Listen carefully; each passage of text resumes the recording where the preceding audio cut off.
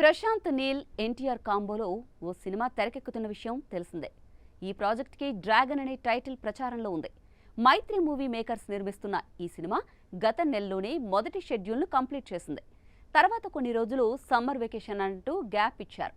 మళ్ళీ రీసెంట్గానే రెండో షెడ్యూల్ను స్టార్ట్ చేశారని తెలుస్తోంది. కాగా ఇంతవరకు నీల్ హీరోయిన్ల గురించి అప్డేట్ ఇవ్వలేదు.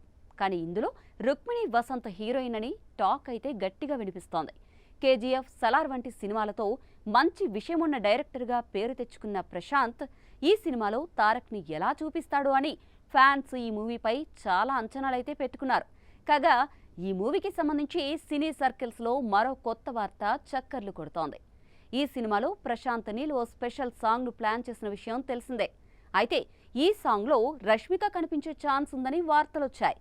కానీ ఇప్పుడు ఈ సాంగ్లో యూత్లో మంచి క్రేజ్ ఉన్న బ్యూటీ కేతిక శర్మను తీసుకునేందుకు ప్లాన్ చేస్తున్నట్లు తెలుస్తోంది. ఇటీవల సింగిల్ సినిమాతో మంచి విజయాన్ని అందుకున్న కేతిక రాబిన్హుడ్ మూవీలో అదీదాస్ సర్ప్రైజ్ అనే సాంగ్తో యూత్లో మంచి ఫేమ్ సంపాదించుకుంది.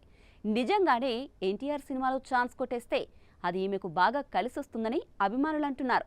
మరి నిజంగానే ఎన్టీఆర్ డ్రాగన్లో స్పెషల్ సాంగ్లో కేతిక సర్ప్రైజ్ చేస్తుందా అనేది చూడాలి.